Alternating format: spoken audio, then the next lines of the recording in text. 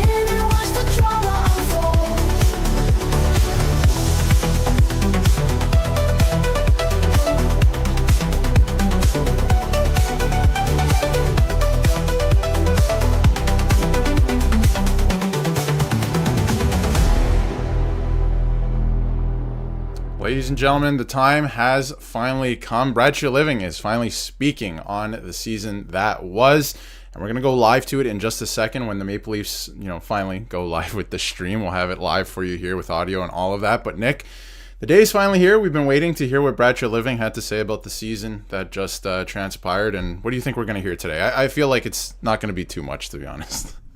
Hopefully it's a lot. I think we're going to hear some things. Obviously, Mitch Marner, they're going to ask questions about it. Whether or not he says a lot is still up in the air. And again, we can probably switch to the scene, Darius, but they're going to be going live any minute here now. As you can see here, we will have the press conference live. They're usually a few minutes late, but welcome everybody. Of course, in the chat, I am from an unknown location, so I'm traveling right now. So mobile studio.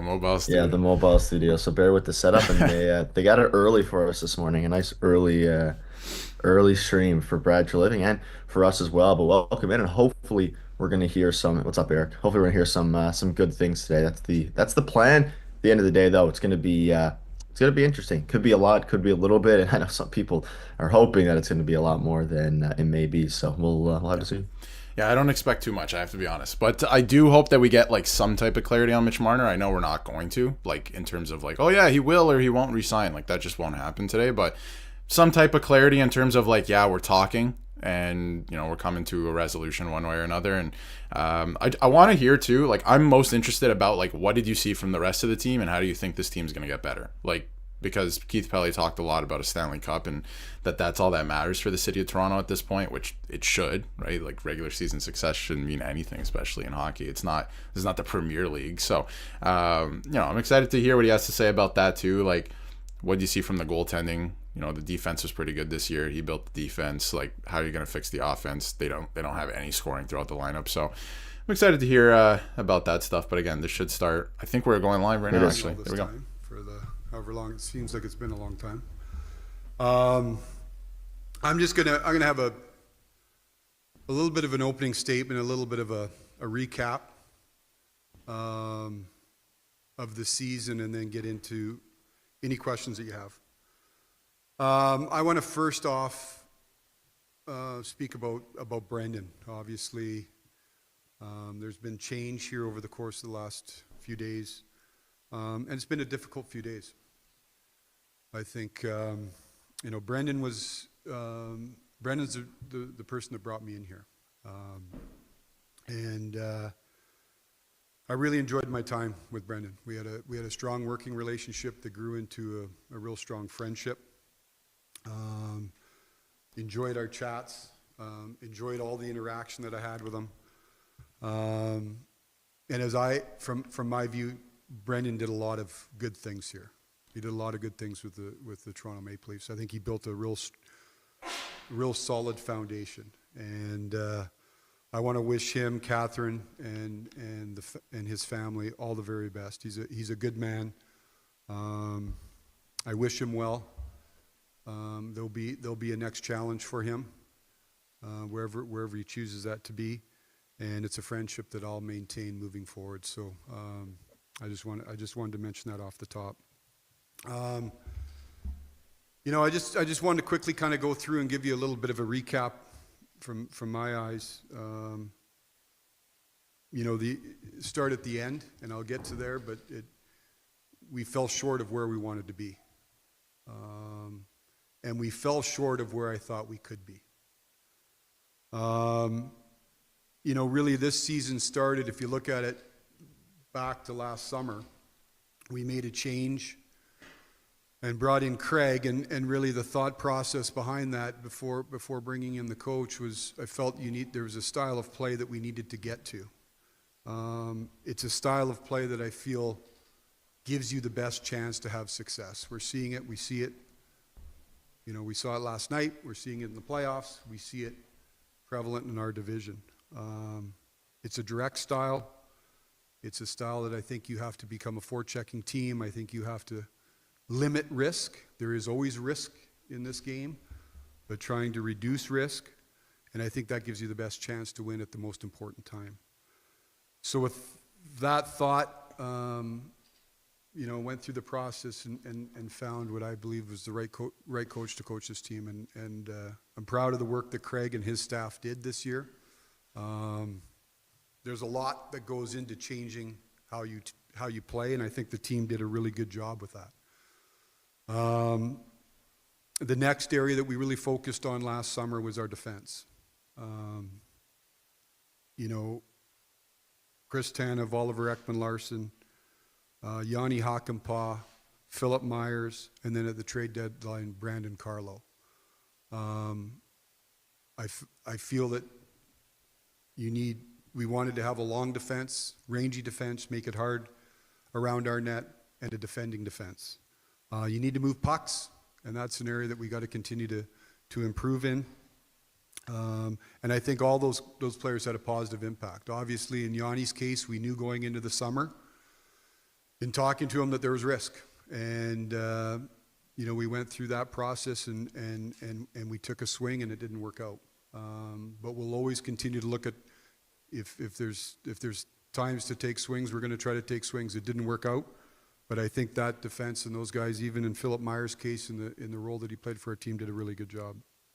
We then looked at our goaltending, made a decision to move on from Samsonov last year. We feel we've got a real developing young goaltender in Joe Wall, but looked at it and saying we need to partner him in a tandem with somebody, and we brought in Stoli, and I thought together they were excellent.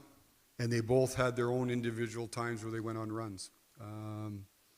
Both at certain points. Obviously, Anthony had the injury a couple of months, 2.5 months or so that he was out, and Joe carried the mail for us. So I thought that was a positive for us. There was a good partnership. And then supplementing the forward group. You're not going to overhaul your team. You make decisions where you're going to spend your cap dollars.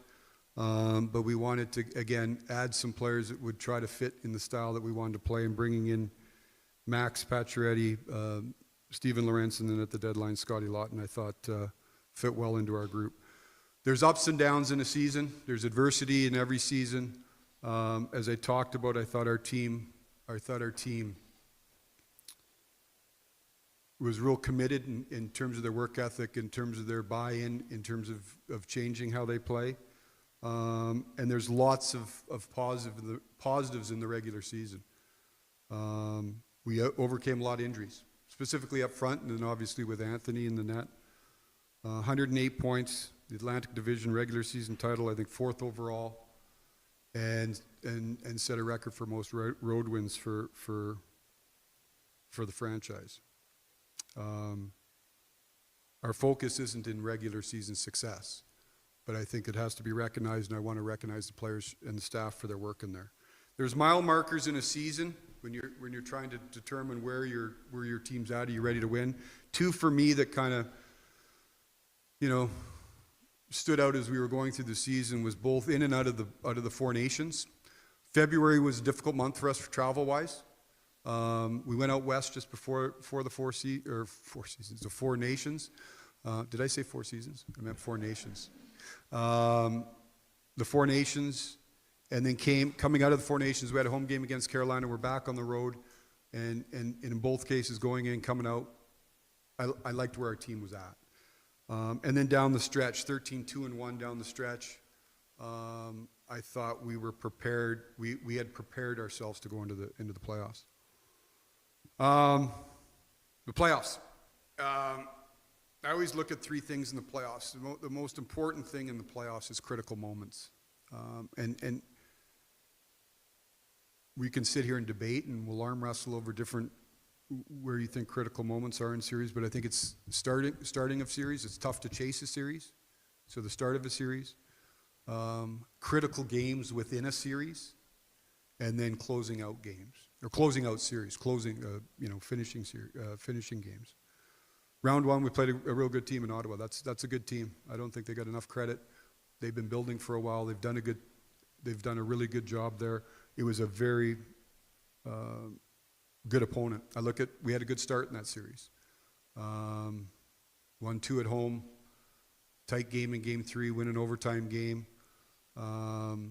We were poor in game 5, critical game. It's a critical game.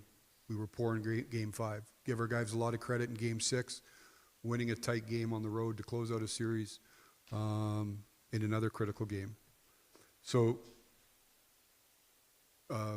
credit to the guys in that series. The Florida series. And first I want to give a lot of credit to Florida. I haven't had a chance publicly to say there's a reason why there's a reason why they're the champion. There's a reason why they're going back again for their third crack at it. They've set the bar in our division. They've set the bar in the league, and that's what we aspire to. We come back to those critical moments again. We had a good start. I know we all talk about 5 and 7, and we'll get to that. I don't think, in my mind, I believe a big moment in that series is game 3. You're playing against the Stanley Cup champions. You got a chance to get them on the mat. We're up 2-0. We're up 3-1. Critical moment. We weren't able to close that out. It's not to close out the series, but the 3-0 lead is we know what the odds are and the percentages there if we were to get ourselves in that position. We're still in a series. It's 2-1. You're playing against the champs. Game 5 here. Critical moment. Series is tied. We weren't good enough. We weren't good enough in the moment. We go to game 6. All the credit to the staff, the players. They win a big game 6 on the road, and then we come back for game 7. And that series is going to stay with me for a long time. The way it ended will stay with me for a long time. It would stay with me if it was 2-1 in triple overtime. When you think you have a chance to win and you don't, it stays with you. But as I review this and as it dovetails now into, and I apologize for being long-winded, into how we go forward, I first give a lot of credit to Florida. Your opponent and the enemy has a say in things. And if you look at that critical moment in Game 7, I don't care if you're playing in the Stanley Cup playoffs, if you're playing in the whatever sport, you're playing in the Masters, you're in your own business. Champions have the ability to be calm and at their very best when it matters the most. And that is an area that we've got to improve in. I think there has been steps. I know the history. I've been here for 2 years. We lost a Game 7 in Game 1. We lost a Game 7, or in Round 1, lost a Game 7 in Round 2. I know what's happened before as well. But we have to be able to find a way to push through at the most critical moments. And that's the challenge in front of us. Moving forward, we have a good team. We've changed. We've changed a lot in the last 12 months. There will be change moving forward. That's just the nature of the business. No team comes back the same. We have to prepare, and not all change, might I add, is personnel. There'll be changes in personnel. I think we've changed a little bit. I talked about how we play. We've got to continue to change and evolve our mindset, and we've got to find a way to create the team, both between the years, personnel, to be our very best at the most critical moments. There's some DNA that has to change in our team. That's one thing that I found. If you keep getting to the same result, and that's not to dismiss a lot of the good that happened up into it, when you keep getting the same result, there's some DNA that needs to change. And so that's on me now going forward and our staff. Although we've been done for a little bit, we've just now started, I've talked about the changes that have happened in the organization the last few days. We've now started the planning, and it's early for putting together our team for 25-26. You know, our schedule going forward right now, we just starting our pro scouting meetings. It's the first time to get together now with our staff and evaluate our team. Moving forward, changes that need to be made. We'll then go to the combine next week. We have the draft coming up, and we'll begin the process for the 25-26 season. And that change that I talked about at these moments, the one thing I do want to add, it's not, as I said, that Game 7 is going to live with me. I really felt there's times you're worried about where the team's at. I felt really good. I felt really good in that morning. Just the vibe around the team. And then we had the result we had. So that's the challenge that's in front of us. With that, I'll open it up to any questions. Please raise your hands here. We'll start with Jonas and then Pierre.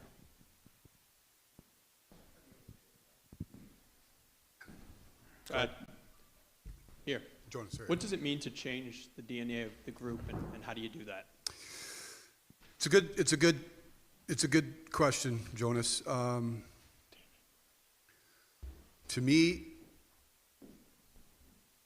when it matters the most, you have to embrace it. You know, you have to embrace it. With all the things that are the challenges in front of you, a good opponent, the stage, what's at stake, you've got to find a way to embrace that moment and ultimately succeed in it, right? The margins are thin. You know, the margins are really, really thin. And when I say that, it's not, I don't believe that you have to go and change 20 players, right? It's not always about that. It's what can we do to help our guys? What can we do to find guys that can help? If there is change that we need to make with the team, how do we bring people in that have a mindset like that?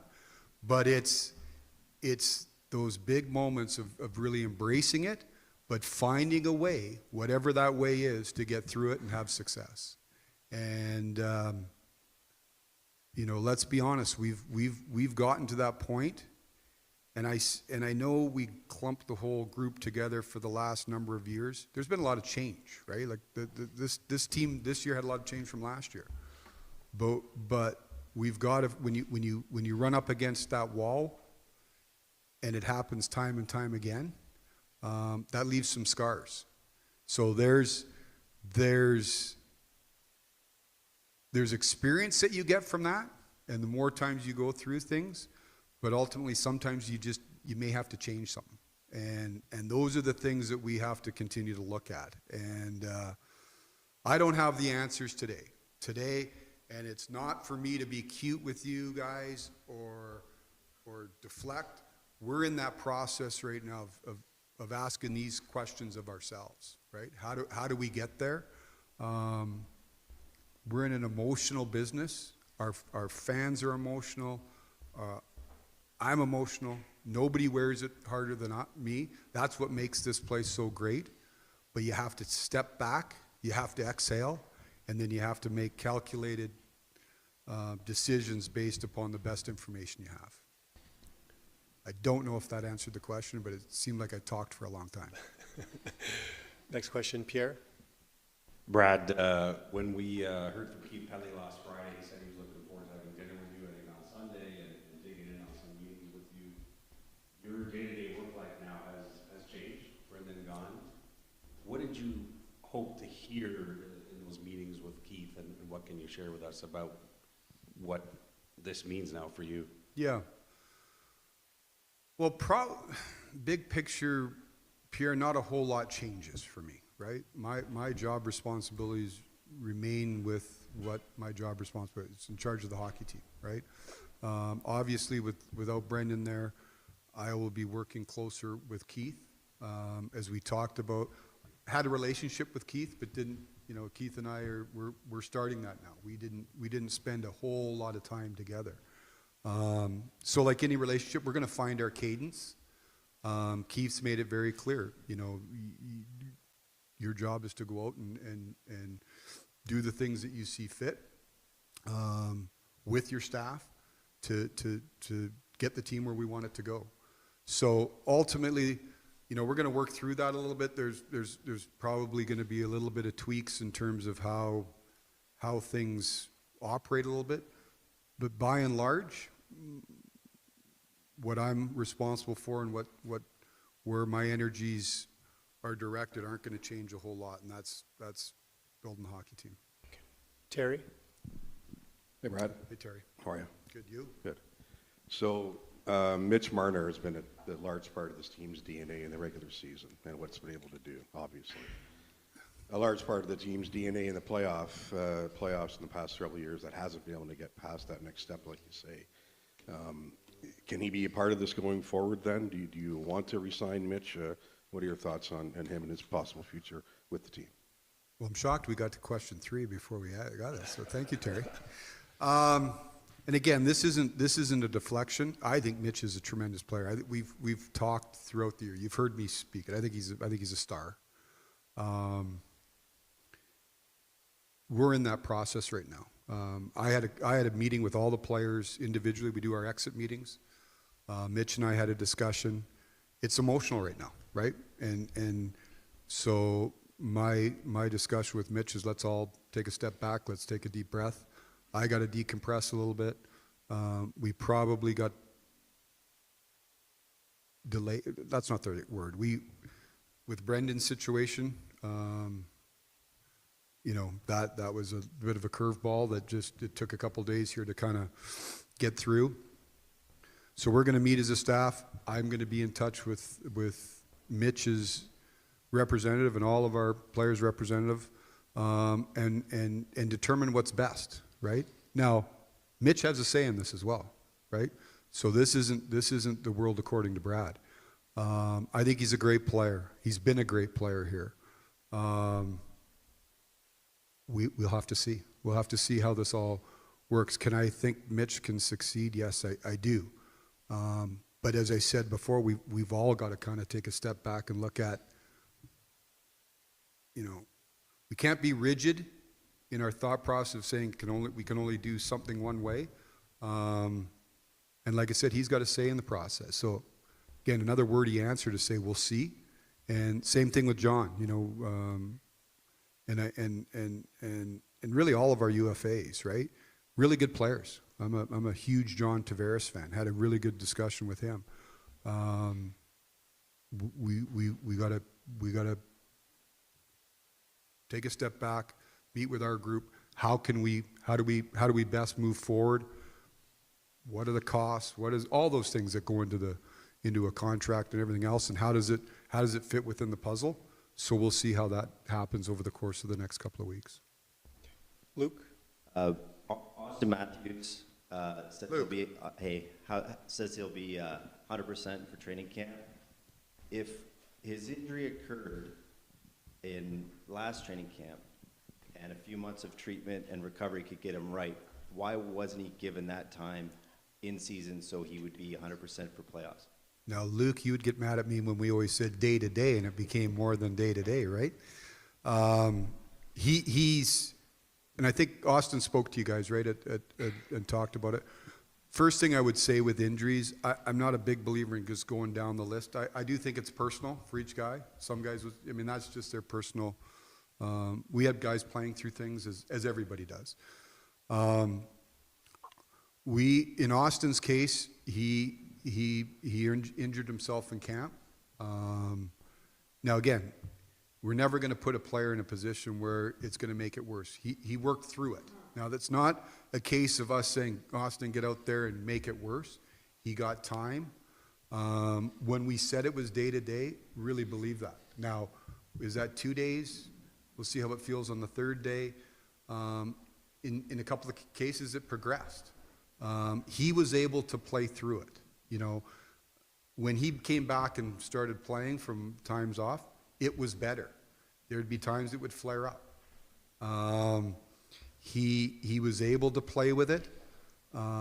It's like I said, it wasn't something that we felt by playing he was going to put himself in a really bad position, short or long term. But with anything that's in that you're dealing with, it takes away some stuff. I give Austin all the credit in the world. I thought he had a really good year in terms of his first year of being a captain, and part of that, you know, unless you have something that's happened previously, everybody feels great day one of camp, and then you feel less great every single day from that. So everybody's playing through stuff. We were never going to put him in a position where he's playing through something that became worse and worse and worse. We managed it through the year. But did it have an effect? Certain times it certainly did. But I think he, even seeing how his game evolved, he found a way to be a really, really important top player. And it's a credit to Austin. I thought he was terrific. Steve? Brad, you mentioned mindset in your speech a little earlier, and I want to go back to Game 7 against Florida for a second, because you come out horribly to start the game, and then you kind of, in the last 10 minutes of the first period, recapture yourselves, so to speak. To start the second period, do you have any explanation as to what happened from that moment to the game then being lost? It seemed like after coming back in the first period, you completely lost yourself after that. Yeah, I've as you can imagine, replayed that game a few times. I think there was a real. It reminded me of a game I was in. I talked to Shane Doan about it. I don't know what year it was, but we were in Arizona and we played Detroit in Game 7. We had won a Sunday afternoon game, I think it was, or an afternoon game in Detroit in Game 6, came back for Game 7, and you're all fired up for Game 7, and one team looked like they were completely comfortable in the situation, and the other team didn't. I thought we survived. I thought they came out. I know the shot attempts and all that stuff were one-sided.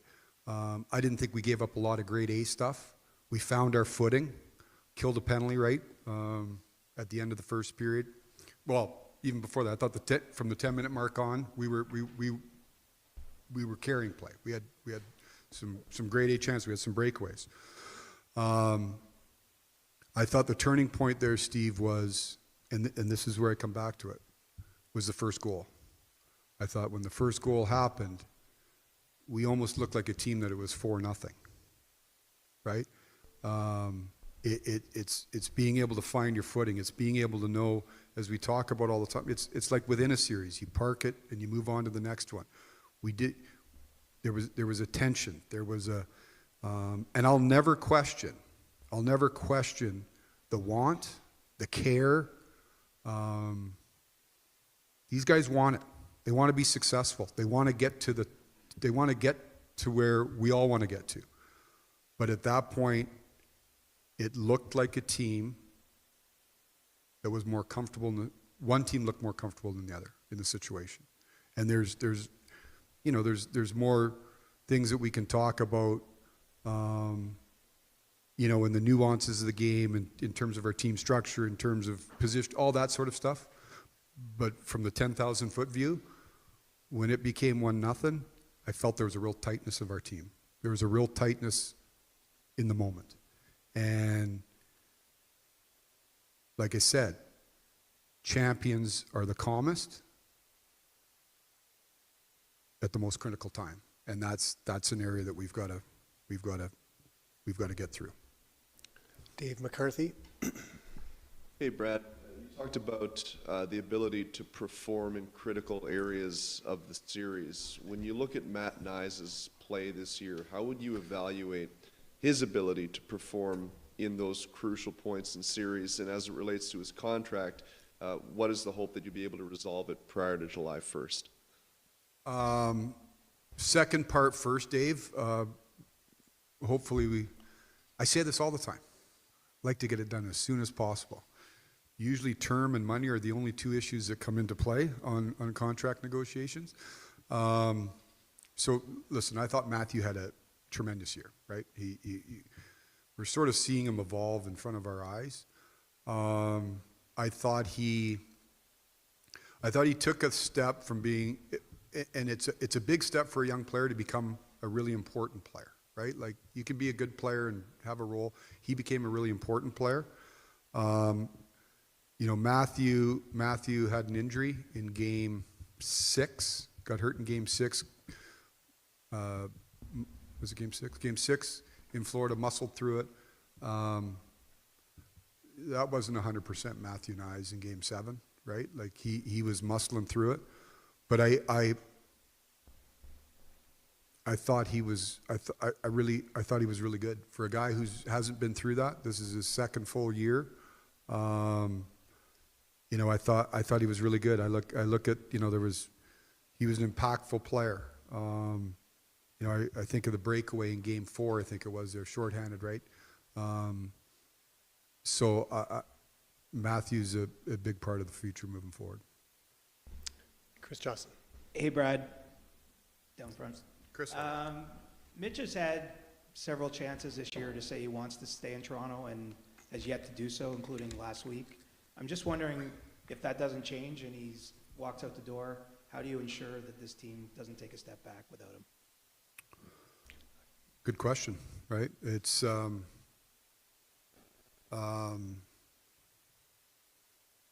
there's not a hockey tree out there that you just go and pluck the player off of. So, you know, our job is to make the team look at all the options. You know, that's what we got to go through here right now. I can't sit here and give you a definitive answer. We've got to, number one, go through the process with Mitch, right? Our staff is in the process now of looking at all different outcomes. But we've got to kind of drive what we think is the best outcome. And like I said, in Mitch's case, he's got a say in the matter. I don't think, you know, you're not necessarily, if that was the outcome, and we'll see where this goes, I don't think you're just going out and saying, okay, let's go get this player and he replaces Mitch. Maybe that's where I talked about we have to change a little bit, right? We have to change the makeup of the team. But that's speculation right now. That's hypotheticals that I don't like to necessarily get into.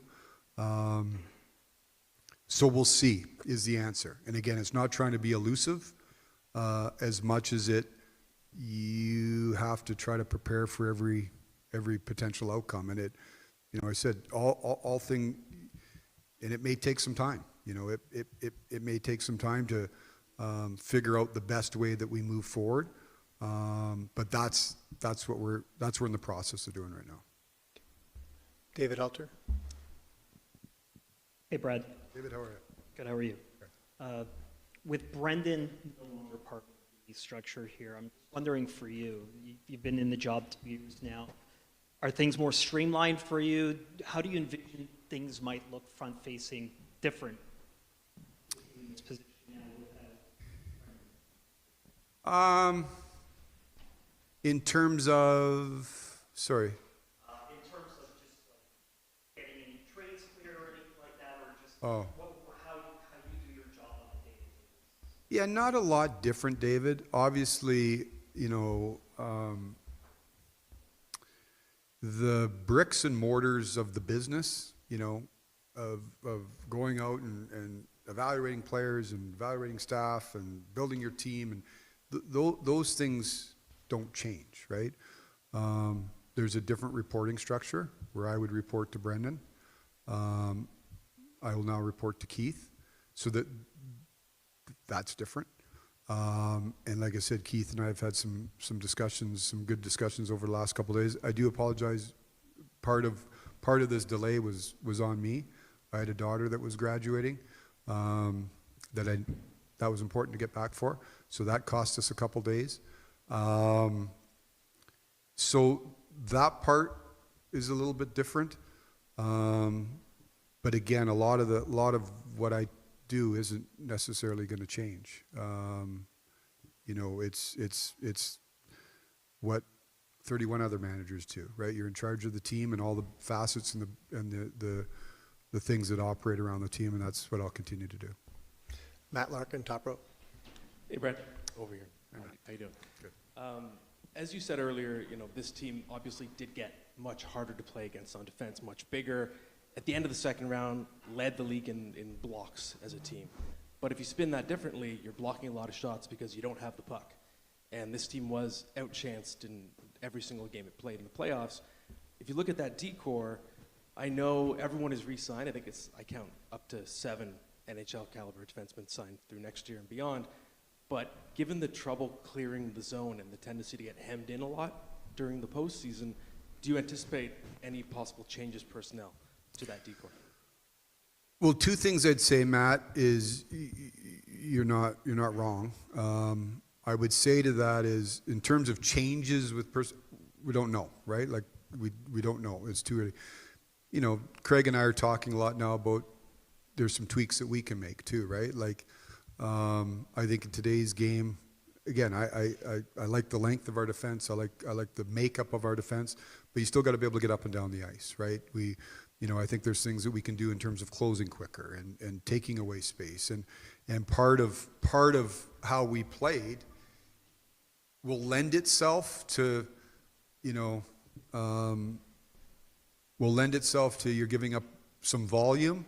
The idea is you're going to give up a little volume, you're going to take away the grade A's, right? What we think is the most dangerous chances, right?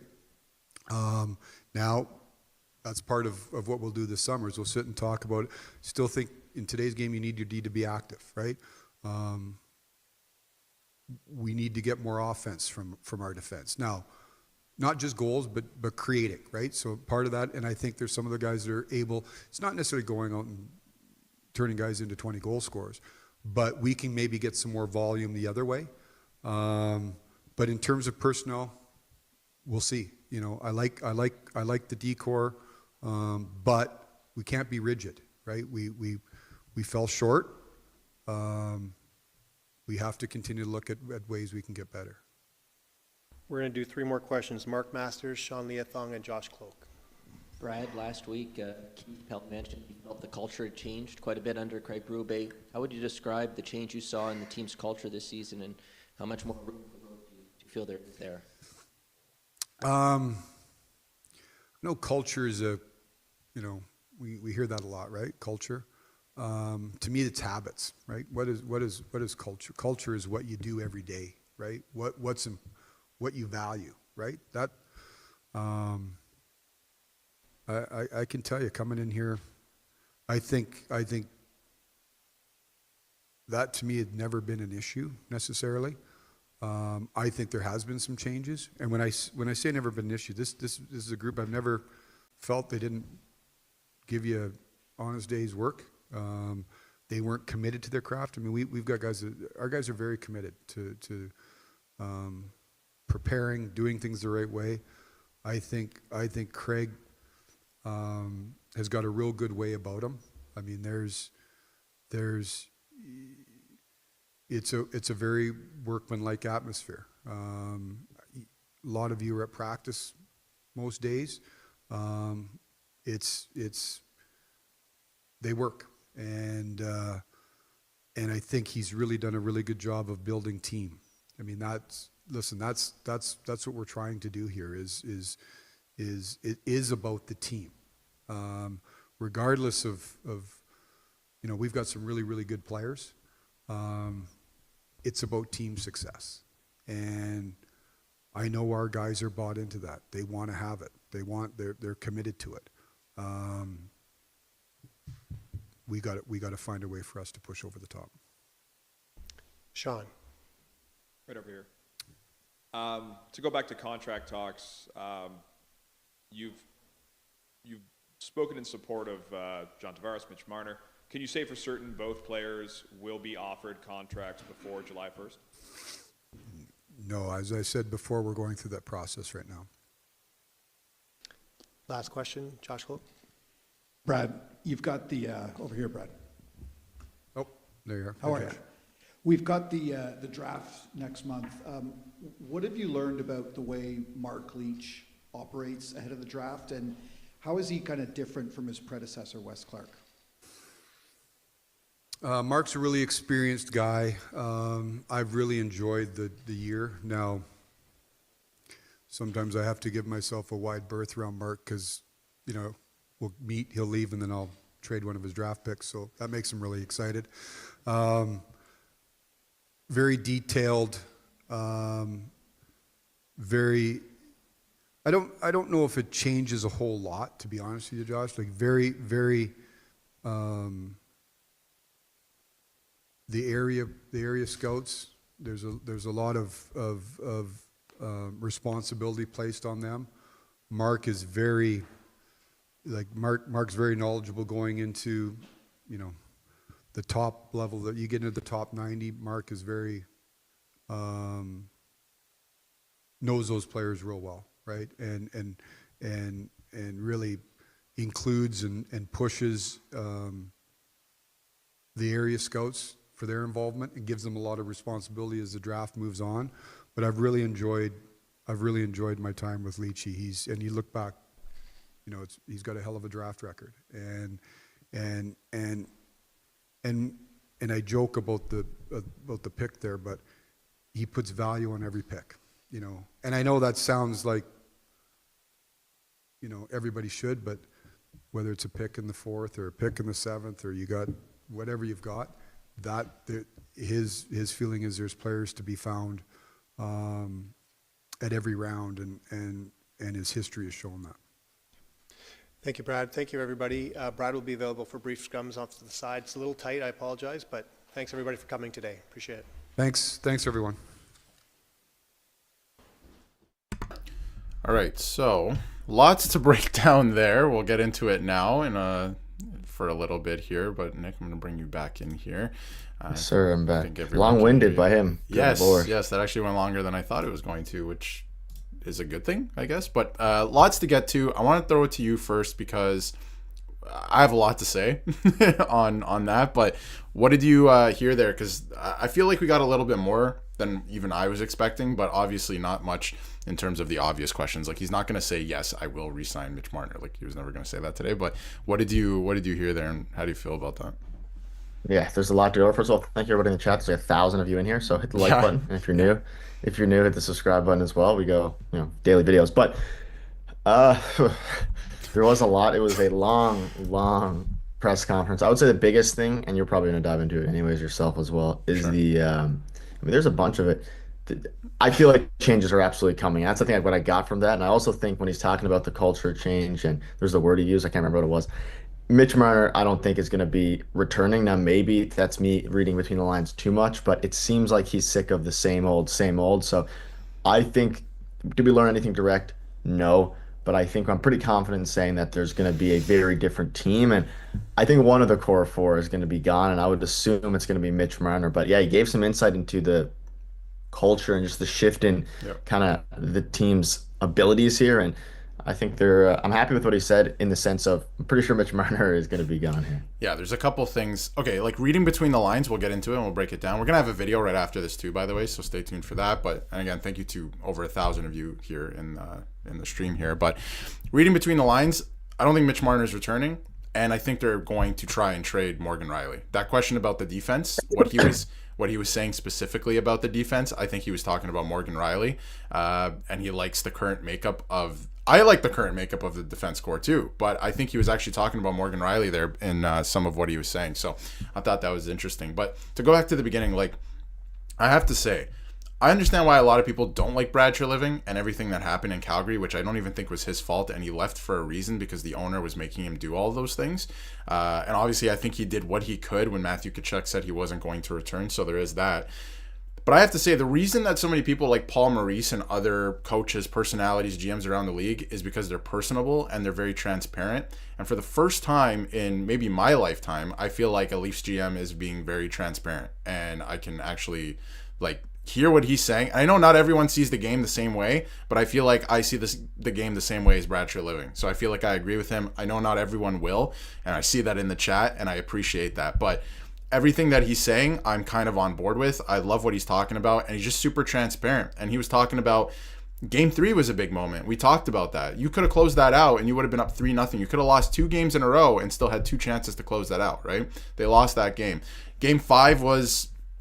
It's going to happen sometimes, but it was unacceptable, right? Those games do happen sometimes. But Game 7 was absolutely unacceptable. And this team, in their core, in their DNA, like he was talking about, I don't believe that they believe they can do it. I think that's the biggest problem. It's a mentality thing, but it's psychological. It's in your body. It's who you are, right? It's in your DNA at this point. They don't think they can do it. Even if they say they can, they don't, because teams like Florida, like he was talking about, are comfortable, and that's why he gave credit to Florida. They're comfortable in those situations because they've been there before and they've done it, right? Like Detroit has done.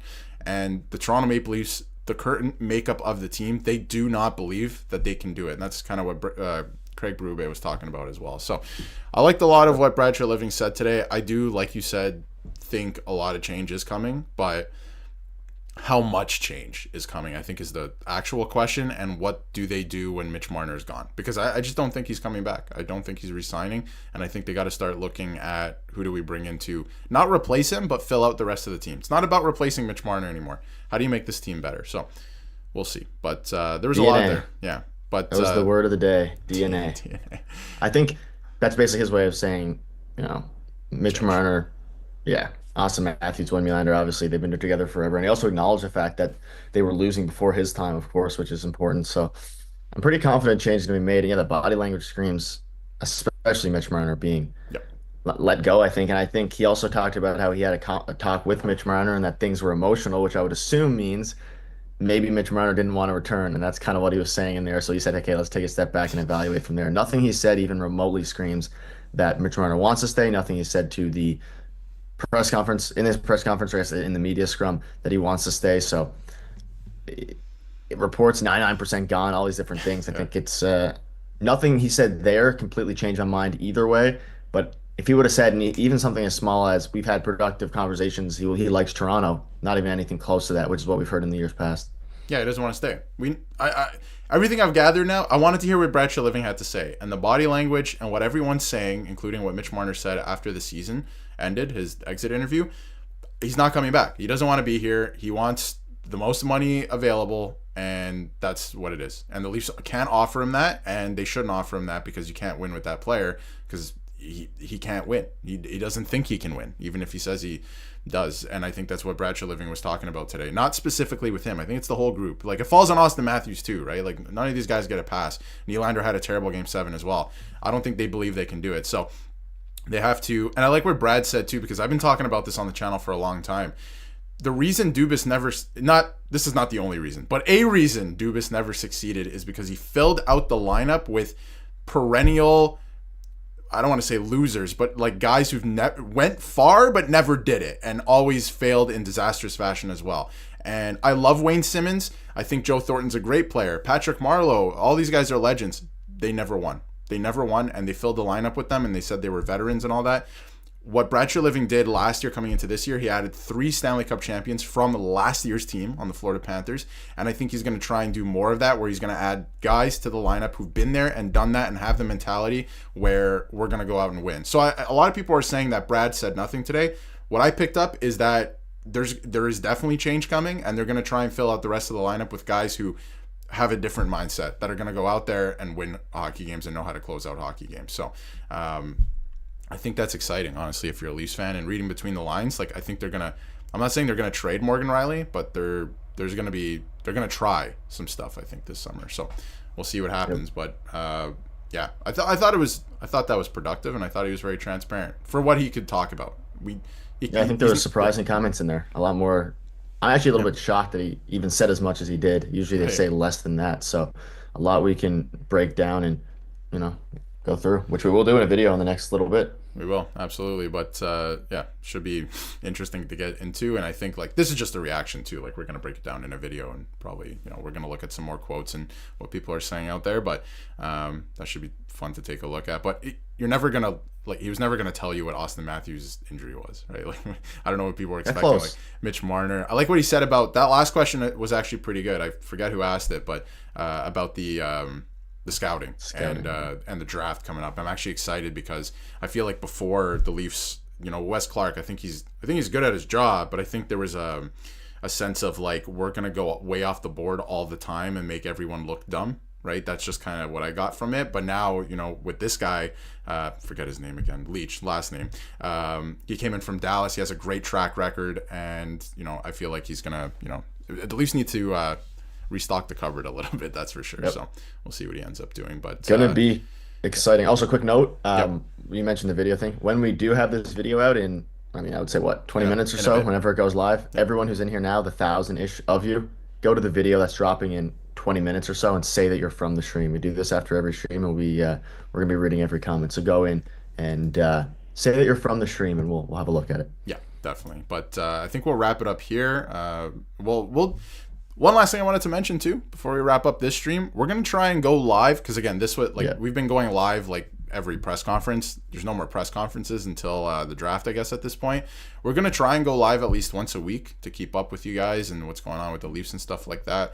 We don't have a day nailed down yet. We were doing Wednesdays. I don't want to put you on the spot, Nick, but we'll pick a day and we'll start doing daily live streams. So should be fun. But yeah. We'll be back with another video soon. Like Nick said, be sure to comment in there and say that you came from the stream. But we'll have a video soon breaking down everything that Brad Treliving said. So we'll get into that. But thank you for tuning in, everyone, and we'll see you next time. Stories of the bold where legends are told, from first pop drop to the season's full. Tune in and watch the drama unfold.